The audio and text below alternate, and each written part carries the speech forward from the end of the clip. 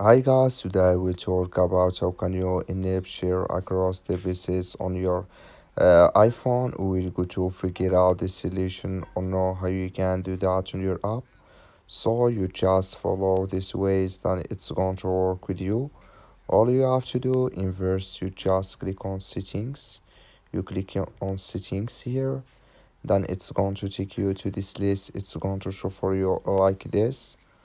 So then all you have to do next, you just click here on focus here, just click on it.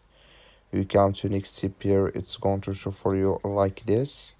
You come here to share across devices, clicking this sign. Like you see this color show for us, that's mean share across devices enable with us now. So that's all you have to do. I wish know you I get it. That's all. Thank you for your watching. Don't forget to support us by liking, subscribe. Thank you for your watch.